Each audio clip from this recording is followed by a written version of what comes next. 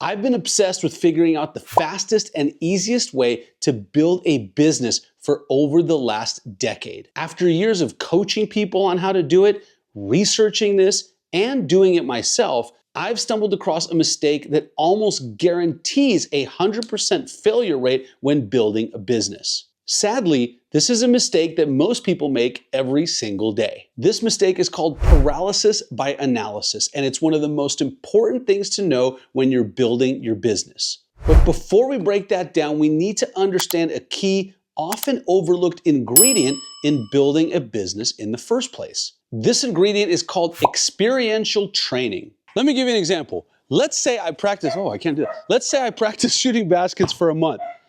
Am I going to get better at basketball? Maybe, maybe not. Ooh, once I release the ball, whether it goes in or not is out of my control. It depends on everything that I did leading up to that shot. Just like in business, my success or failure, how fast I scale the business is going to depend on what I do, the systems I implement, and everything that happens prior to going and getting started. All right, so let's say I take a shot and I brick it off the back of the rim, just like that.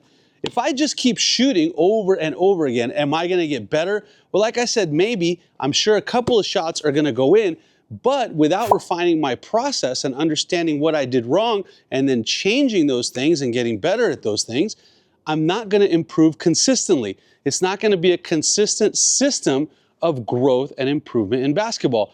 Same thing happens in business. So in business, if you don't learn from your mistakes, if you just keep doing the same thing over and over again, sure, you might get lucky, you might make some sales, your business might grow, but without actually implementing systems and understanding what you did wrong and how to fix it, how to make it better, how to keep improving what you're doing, you're never gonna build that consistent system of growth and success for your business to allow it to really scale and create a business that's predictable, profitable, and fun.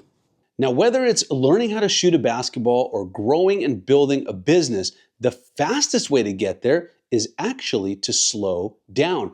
And this is where paralysis by analysis comes in. Now, I've coached business people and real estate professionals for a long time now, and I usually experience two different kinds of students or people that I coach.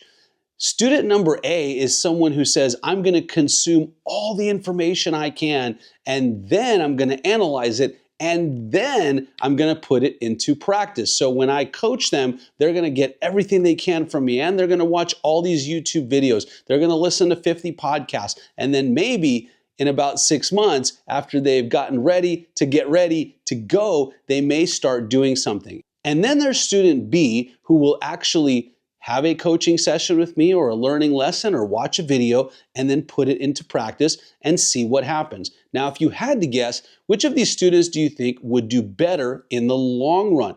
If you guessed student B, you guessed correctly. And the reason why is that student B takes a small amount of information, puts it into practice, tries it out, then gets feedback and makes adjustments. You see, if you do it the way that student A does it, what happens is you just get cognitive overload. Your brain takes in all of these different things, and then you go into paralysis mode, paralysis by analysis. You have so much information, you don't know which one to do first. You try everything that you've just learned, everything starts competing with each other, and then you don't do anything, or you get it all wrong because you've gotten way too much information for what you need to do, and your brain just can't process it all. The key to actually building your business and having success is to balance that information with actual practice, with actual execution on your business. Let's go back to the basketball analogy, but I'm not going to go outside this time to shoot hoops. So when you're learning how to shoot at first, if you're not a sports person, just throw in any analogy that you want with whatever you need. When you're learning a new skill like learning how to shoot a basketball, you're going to get a ton of inputs: where to hold the ball, how your elbow should be, the angle, how high the release point should be, where you should release the ball, and all of these other things, right? Well, if you try to process all of that at the same time, it's going to take you a really long time to figure it all out and stitch it all together. Now, if on the other hand, you do one thing at a time in the right order, in the right sequence, what's going to happen is that at first you're going to learn how to hold the ball properly. You'll get that right. You'll go out, you'll practice, you'll shoot some shots, you'll get some instant feedback so that you understand what you're doing right and what you're doing wrong. Then you'll add the next thing. How do you put your feet? Where do you stand? Then you'll add the next thing. And as you add layer upon layer, it actually comes out to you being extremely successful. I've actually recently learned this because I've started playing guitar. And what I've learned is that if I want to learn a new song and I try to put together the chords and the vocals and the beat and the strumming all in one, it's going to take me forever to learn that new song.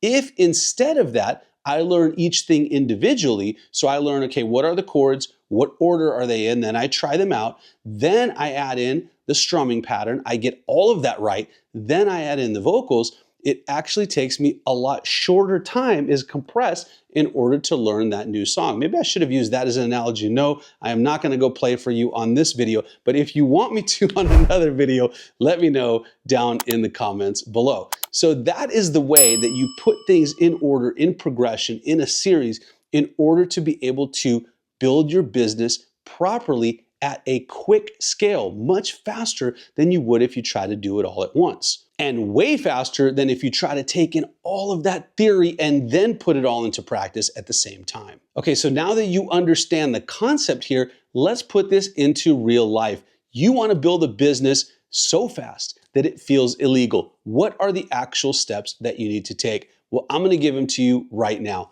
Step number one is that you, as the founder or the business owner, need to make sure that you are focusing on your highest leverage, highest value activities. All right, what does that actually mean? Well, when you're a business owner, at first, that's usually going to mean going out and getting clients, seeing if your product or service is something that people want and actually going out and selling it. Let's take, for example, a real estate professional. I work with a lot of real estate professionals. The highest and best use of a real estate agent's time is going out and getting clients, going on appointments, and doing things like that. So step one is identifying what are your highest and best value activities, the things that make your business and you the most money. Step two is actually creating systems around those things. So a lot of people make a huge mistake here, and before there's a system, before there's a proven process, they try to delegate that out. Now, trust me, I am huge on delegation, but you can't do that until you have a system in place, in fact, a proven system in place. So how do you develop those systems? I'm going to give you a great example.